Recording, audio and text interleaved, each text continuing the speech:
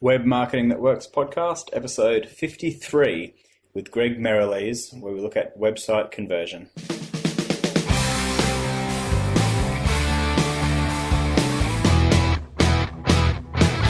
Welcome to the Web Marketing That Works podcast. Come behind the scenes of real-life marketing experiments and listen in as amazing guests confess the truth about what really works. Now, here are your hosts, Adam Franklin and Toby Jenkins.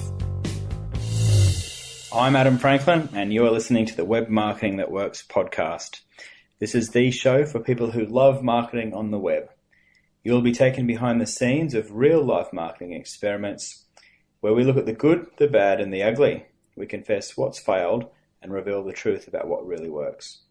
Today's guest, Greg Merrilees, is someone who I have really admired in terms of the way he's not only connected with influencers, but has really understood and puts into practice a lot of the website conversion stuff that I love so much.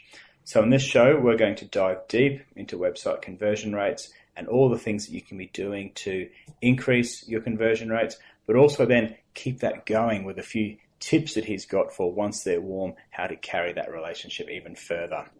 And we finished the interview with a whole handful of design predictions that Greg's made for 2015. So this show is brought to you by our book, which is called Web Marketing That Works, and specifically it's brought to you by the bonus 33 free templates that go with it.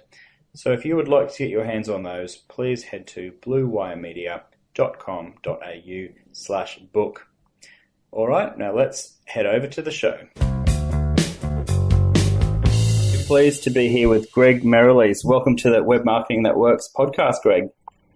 Thanks for having me, Adam. Great to be here. Now, Greg Merrilees is the man many of the web's best marketers turn to increase their website conversions. People at the top of their game like James Schramko, Perry Marshall, Ezra Firestone, Taki Moore, Kerwin Ray all trust Greg's designs because they've seen the results. Now, Greg is a designer who runs Studio One. He's written a free ebook called Website Design, Killer Conversion Tips That Work. And not only that, he's designed a load of cool t-shirts for podcasters, including a very snazzy Web Marketing That Works t-shirt for the show you're listening to now. So thanks for joining us, Greg. It's a pleasure, mate. Yeah. So, thanks for having me. I mean, I love the stuff that you do. Your book is amazing. I've opted into your list, and yeah, you deliver a ton of value with all those templates, which I've been using in my business. Oh, fantastic. Thank you. Now, I've scratched the surface a little bit there of what you do, but would you mind filling in a few of the blanks and maybe telling us a bit about the backstory? Backstory, yeah, sure. I won't go too far back, but this bit's sort of relevant. When I was 16, I was walking down, I think it's called Cavill Avenue in Surfers Paradise, and I saw this guy airbrushing T-shirts and selling them. And I just thought that was so cool. He was airbrushing these nice waves and, sort of tattoo style images. And so anyway, I was 16 and I thought, well, that's just amazing. That's what I'm going to do. So when I got back home to Melbourne, I bought an airbrush and did a night course for learning how to airbrush. And yeah, just found my passion. I just started designing and airbrushing up all my friends' T-shirts and just giving them away. So that's where the passion began. And then when I was 16 and a half, I had an opportunity to do work experience in a T-shirt printing company as a finished artist to turn all of their designers' work into, printable artwork back in the days before computers, and they had old bromide cameras, etc. And yeah, I essentially stayed there for 2 weeks and absolutely loved it.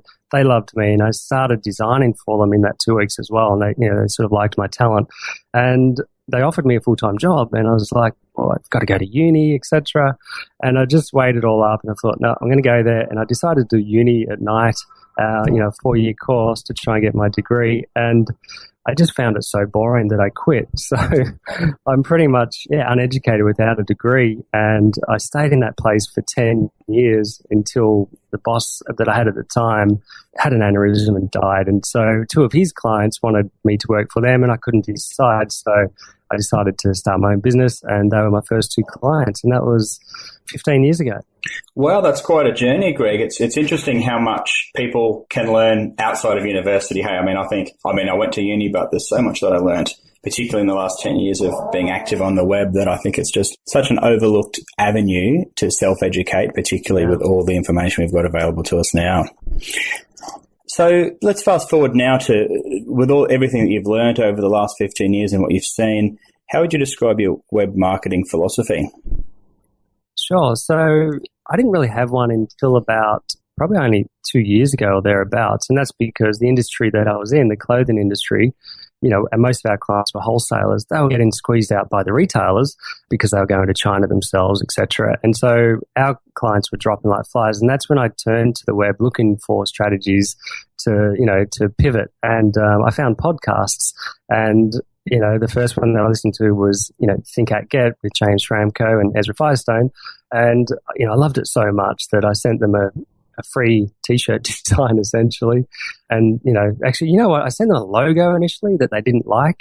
And they're like, yeah, don't worry, dude, we'll be right. And then I thought, nah, we can do better than this. So I did a t-shirt design and they liked that so much they ended up using it as their logo and then on their website, etc. And so anyway, to get to the point, learning from these podcasts on, how to market your business and grow, I guess I essentially learnt about content marketing and blogging and, JVs and connecting with authorities in your niche, etc. And I thought, well, what can I do to connect with these people? So I knew that t-shirt design worked with Ezra and James.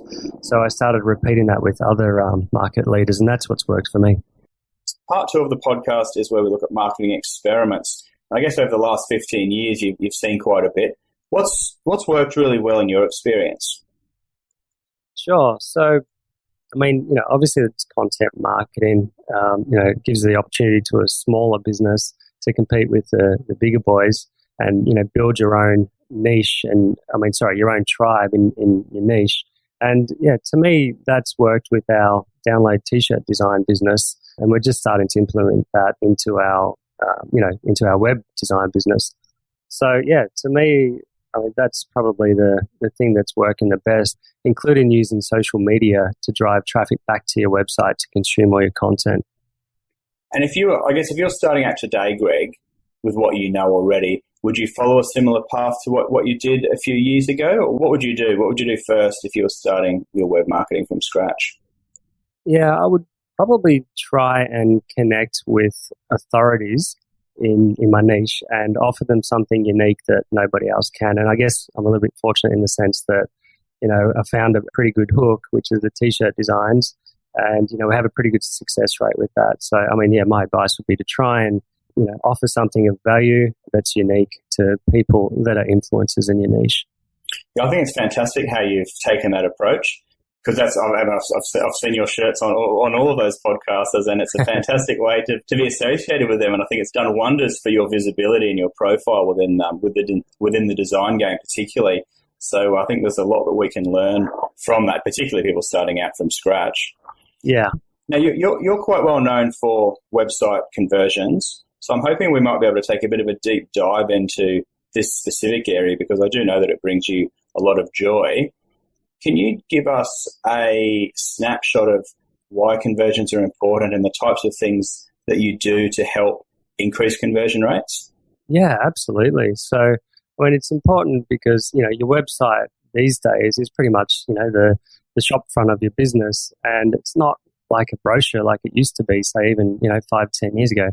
And so realistically, the website needs to act as a silent salesperson for you so that you can automate the process and so that ultimately you don't have to, do the marketing, the sales work. And so to give you an example, the funnel that we use on our website is, we have a free offer. And when somebody opts into that free offer, they get taken to a thank you page. And that's where I have a video of a recent webinar that I've recorded. It helps position us as the expert and the authority in our niche. We basically go over the content of the free ebook, which is all about conversion tips, etc. But we go into a little bit more detail in the webinar recording. So also on that page, we have, like our products. So, it's a good opportunity then to have cross sales and upsells, etc. So yeah, that's pretty much what I do. And so if you want to dive deep, I've got a few other conversion tips if you wanted me to go through them. Yeah, that would be great, Greg. Yeah, let's hear what you've got.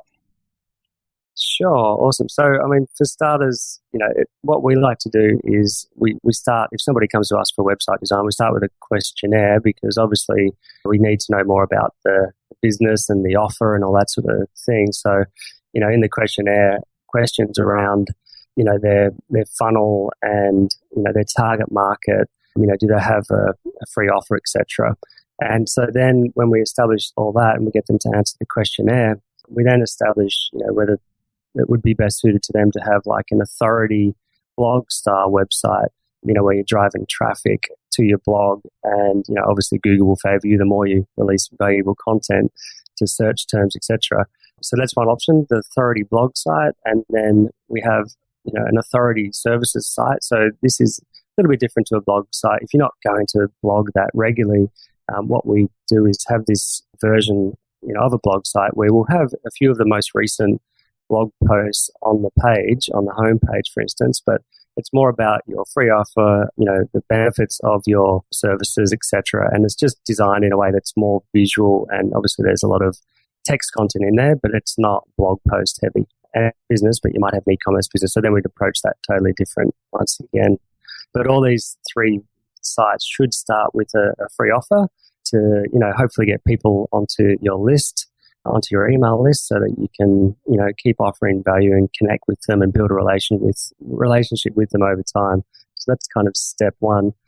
Cool. So that lead magnet, that's like a free ebook or a template or something that they can download in exchange for their email address to begin that relationship, right?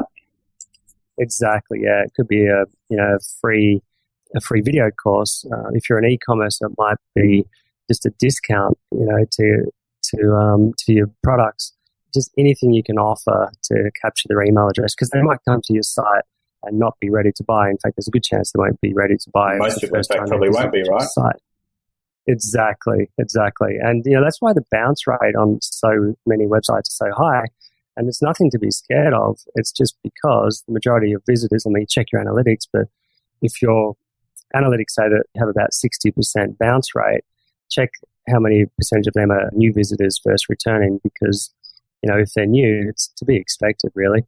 But the purpose of the website is to build trust. And, that's what we really focus on in our initial design style. Okay, cool. And what's the second tip there? Yeah, cool. So obviously when you're designing, it needs to be designed for all device sizes. Once again, if you check your analytics, the amount of people visiting your site should be growing, and on average it's around 50 to 60% these days. So really you can either have a dedicated mobile website or a site that's designed for responsive coding, meaning it'll scale and stack. So that's absolutely crucial. And if you don't design your website or have your website coded responsively these days, Google will punish you for that. But having said all that, and everything that we've just mentioned, the main thing that we like to focus on is simplicity. So it's usually easier said than done, because there's a lot that everybody has to offer in their business, and trying to simplify it down to your core offering or, one call to action per page is more challenging than most people want to commit to. So yeah, simplify is the key in my opinion, just to make it really super clear. So have a really good benefit-driven headline, benefit-driven bullets, etc. And VSL, video sales letter, is also a good conversion booster. Very good. Because you make a good point there, because I think too many people try and tell the visitor everything about the company or everything about the product, when in actual fact that just overwhelms them and it scares them, and it's no wonder the bounce rates are often so high. I really like what you're saying about taking people to that very first step, which is just download this thing of value, which we know from our experience is most useful for you when you're at the beginning of that process and hungry for information. If you can convert them on that very first step, you've got all the time in the world to tell them everything else you need to tell them to guide them to a purchase decision. But thinking of it in a linear way is much better, I think, and what you're telling us, much better than just plastering it all on the website and just basically same information, but in a format that scares people off, as opposed to drip feeding it to them over time. Yeah, spot on. And I say you use that strategy on your website as well, which is, perfect. Now then, like we've just redesigned perrymarshall.com, and this guy's a bit of a guru in, the advertising space, like Google Ads, etc. and he's written a book called 80/20.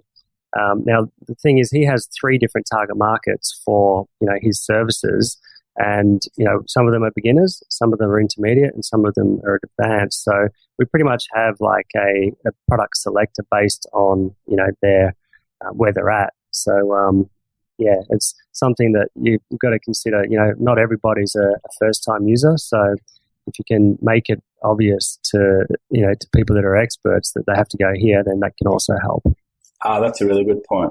Now, I wouldn't mind just backtracking a little bit, because we spoke a little bit earlier about the thank you page, and I think there was heaps of gold nuggets in that conversation. But maybe I think that's often one of the most overlooked aspects of a website. And from what you're saying, definitely one of the most powerful, and one that's had huge financial value to you in terms of being able to introduce them to start the buying relationship, to be upselling them, to giving them a feel for who you are from those videos.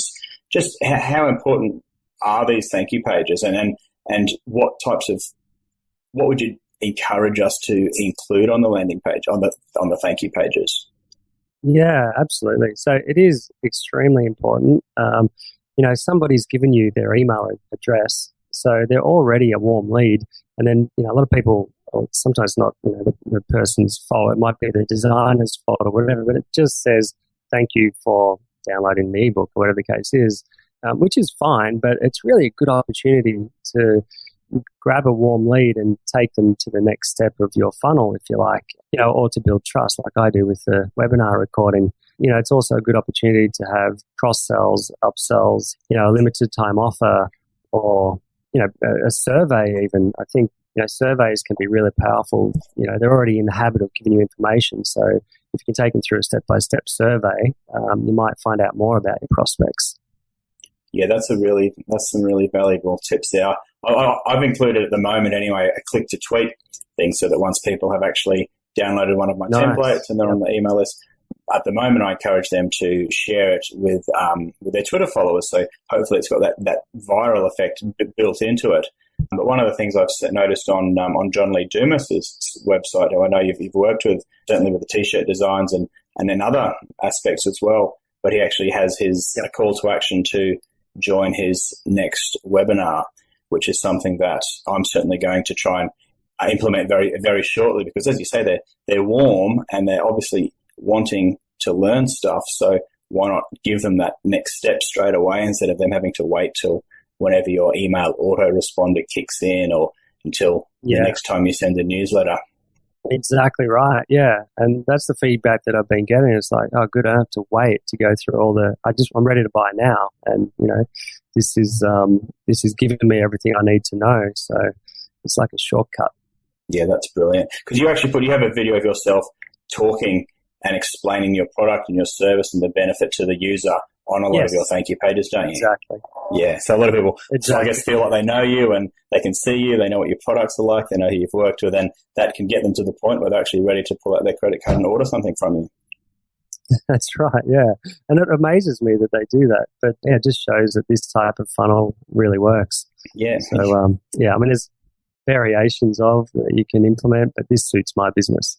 Yeah, sounds like a really valuable tip. And it doesn't have to just be for online marketers at all. I mean, you're selling T-shirts, you're selling design services. This can work for corporates. If they're a financial advisor, for example, someone might download some financial advice tips, or how to do your tax return, and, the basics that you need to learn. But then they could be invited to an initial consultation, or a webinar replay, or the upcoming webinar, or a seminar.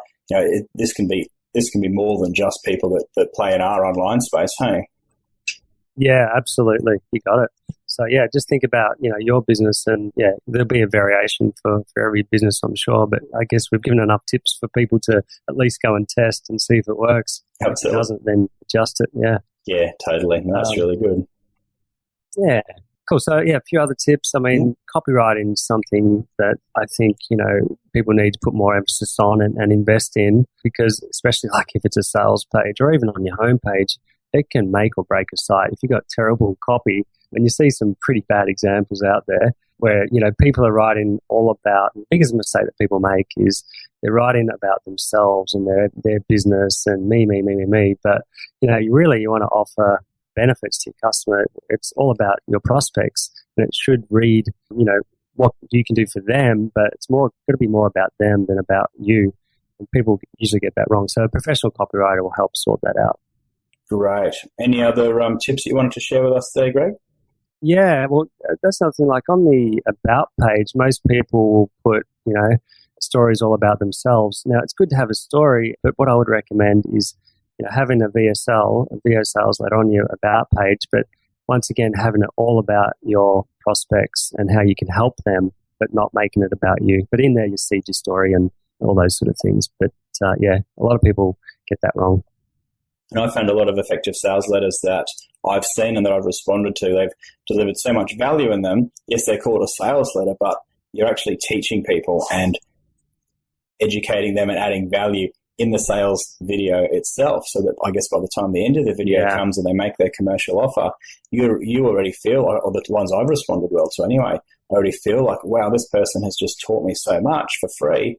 Then I've got the desire to find out what their paid content is like, but also this almost sense of reciprocity to actually pay for something because they've actually given me so much value already. And I think that psychological impact of a really effective video sales letter is something that is probably overlooked. And I see a lot of the good web marketers doing it, but to actually be generous and share the best knowledge and the best advice that you've got in the video, I think just sets up a really powerful relationship for you as a seller, because people are going to instinctively want to buy from you because you've delivered that value already. Exactly. And that's probably the biggest shift we've seen, even in the last few years. It's all about education marketing that works the best. And that's what you do in your business. And, you do it so well, it pulls people towards you instead of trying to push. Like, gone are the days where you have to be a pushy salesperson. Yeah, I think it's a nice change in the last few years, hey, that we've the web has turned into a place where the most helpful, generous people succeed, and the pushy, high-pressure, guilt sort of sales approaches no longer are effective. Yeah, absolutely. So, and it's just amazing how you guys do it, and that's what I'm trying to do more of as well. Hence going on podcasts like this that a year ago I would have been too scared to even go on. So, thanks for the opportunity. Oh, it's a total pleasure, and we're learning a lot from you. So I'm very pleased that you've decided to share your know-how with our listeners. Cool, man. Now, Greg, so have you got any more tips there before we push on to the next little bit? Yeah, sure. I was just going to say that, on this topic, you want everything to be shareable. So make sure every blog post and, every bit of information that you put on your webpage is shareable via whatever social media platform, that people have. So, realistically, you want to make sure when you are on your social media that you're driving people back to your blog so that they consume the content there. And that's where, obviously, you have your other offers for paid products, etc. Nice. Now, Greg, who have you learnt from over the years, whether it's in person or via books or blogs? Who can you sort of point us to as someone that you've learnt a lot from? Sure. Well, look, my mentor is James Schramko. I'm in his Silver Circle program, and he's just an absolute amazing business owner. He leads by example. He's a great online internet marketer. He has a team of 50 people working for him as well in web design and SEO, and he knows his stuff, back to front. And so, he's probably my main mentor. And apart from him, I learned from podcasts. And, as you know, podcasts like yours, it's all free information, and you're interviewing the best people in their space. And there's so much value and so much that people can learn from podcasts. And that's where I've learned the most. So, just to run off a few, obviously, Web Marketing That Works. And then I've got a couple, marketing optimization with Alex Designs. He's just a gun. He's a web designer, and he gives some great nuggets in there. And then Think Act Get, obviously, which was my first one with James Franco and Ezra Firestone. Now, Sales Marketing Profit, another James Franco podcast, but he's also teamed up with Taki Moore, and they're both coaches, and they share case studies of what's working for them. And I've just learned so much through that. So another good one is Conversion Cast with Lead Pages, and that's Tim Page from Lead Pages. He just interviews businesses and just gets one tip from each business and what's working with them today. So that's probably my top 5. Oh, very good. Well, thanks for sharing those. There's a few there that I listen to, a few more that I'm going to need to subscribe to. I think I'll be very fit by the end of the year or early next year. The one thing I love about podcasts is you can listen to them when you go running or walking or whatever, where you can't read a book or watch a video when you're walking. So each time I've been going for a run lately, I've played a podcast, and then I get more recommendations from people like you. So I'll just have to be going out and about a lot more to listen to them all. So thank you. I'll link to those in the show notes for listeners as well that didn't have time to write those down. I can't forget Small Business, Big Marketing, Tim Reed. Yeah, I should have mentioned that in the top 5, but yeah, that's gold. Yeah, that's a great show. That's another good Aussie podcast. Yep. Now, Greg, any final pieces of advice? I know you had a few trends for 2015 up your sleeve. Yeah, sure. So, I mean, these are just trends that may or may not increase conversions. I just want to put that out there. But, as a designer, we're always looking for new looks because you get sick of the same look. And so does everybody that has a website. You want the latest look as well as it to be a high converting site. But so some of the trends, obviously one of them is clear space. We're seeing more and more clear space. So to explain that, it's, having an image or a product image or whatever the case is, or even a call to action button with a lot of space around it where there's nothing around it essentially, and it draws attention to that particular element. So we're just seeing more of that. We're seeing a lot more larger images and larger typography. And I think the reason mainly is there's two reasons. One, because the internet's becoming faster, and also now that websites are now being found on mobile devices, it's just easier for people to scroll through headlines, etc., rather than having busy lots of small writing and that sort of thing. So yeah, a lot of large fonts and large images. I've seen a lot of mixed typography as well, and I really like that trend if it's done well. And I think the trend comes from t-shirt designs where you mix just a couple of different fonts together that complement each other, look really good together, and just makes the site feel modern and well designed. So yeah, it's a trend I'm seeing more of.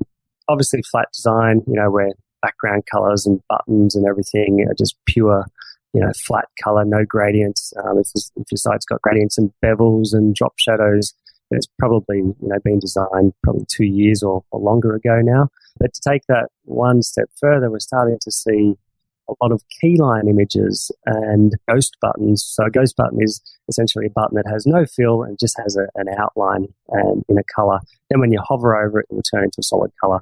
It just gives a bit of user feedback as you're, moving through the site. But yeah, keyline images are essentially, instead of being a solid fill image, it'll just be an outline of an image. So that's a trend we're seeing more of. And when you see these designs done well, they just look really clean and modern and beautiful. So a couple of more. Well, I'm seeing a lot more fashion color palettes influenced into website design.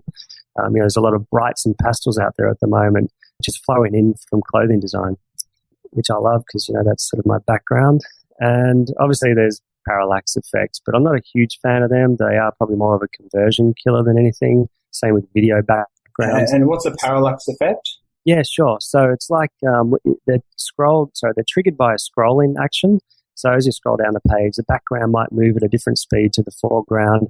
Things may fly in from the side. Things may just animate slightly. It's not the old school Flash type of animation, but it's just a little bit of movement in standard coding. I'm not a coder, but yeah, I know it can be done on WordPress sites quite easily. But it's more of a bright, shiny object, bit of a distraction. It doesn't really increase conversions, but it kind of looks cool. Same with video backgrounds. In fact, it's proved that video backgrounds decrease conversions because they're too distracting. That's very interesting to know. You do see a few of those around, hey? So you do. That's a good tip. Good tip. Yeah. If you want conversions, ease back on the video background.